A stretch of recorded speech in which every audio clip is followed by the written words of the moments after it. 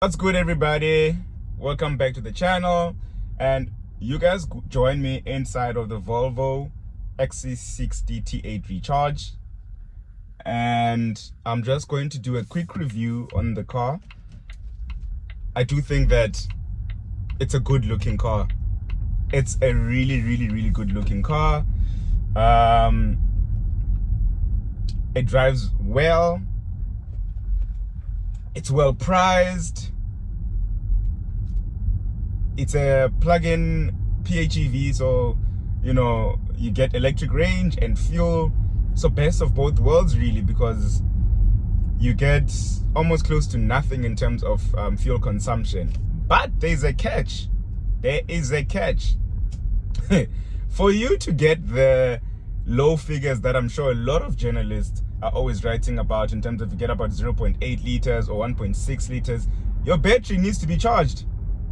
Your battery needs to be fully charged, because if it's not charged, and I will show you, it is crazy in terms of fuel consumption, because then the 2-liter petrol engine kicks in and it sips. Okay, it sips. I'm currently doing 9.1 liters per 100 kilometers.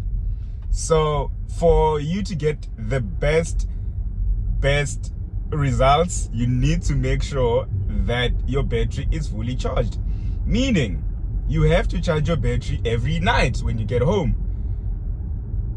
And it's not that much of a faff. It doesn't cost you much, and the good thing is that you can go about 60 kilometers. I've gotten the most I've gotten since I had on test was 65 kilometers, so on electric range alone. And then it will switch into a hybrid mode and all that stuff, which is good, right? Which is good. I just wanted to make it clear that you will not get 1.8 liters per 100 as it's written in so many places, that you get 0.8 liters per 100 or 1.8 kilometers per 100. You get that figure when everything is at its maximum, so your batteries are charged and etc. Otherwise though, the car drives really good. It's got a really nice suspension, it's comfortable, and I just ask myself, why don't I see a lot of Volvos on the roads like that? And this car costs 1.388 million.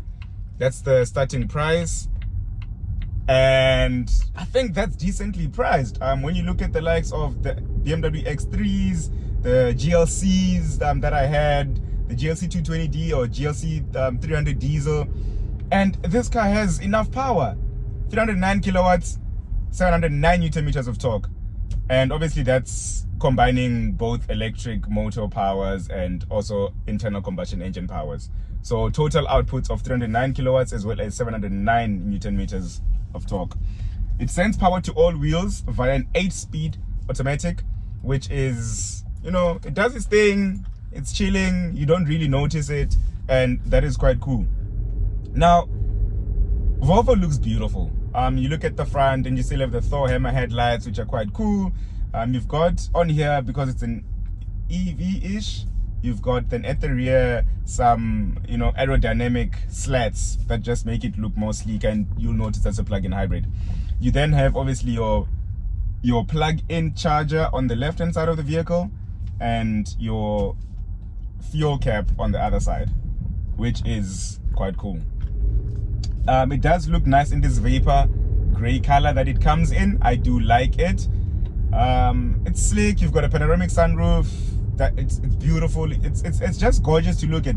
You don't look out of or feel out of place when you come across the other the Germans, because it's a Swede. When you park next to the Germans, you don't feel out of place. You do feel like this is premium, and it is premium.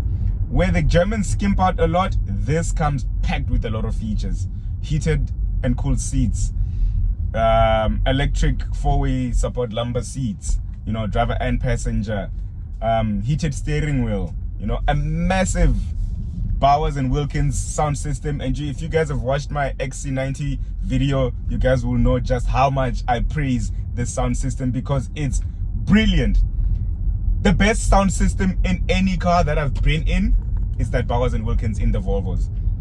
My gosh, it's beautiful. It's gorgeous. Everything. It just makes you want to listen to music all the time. The seats in here are comfortable.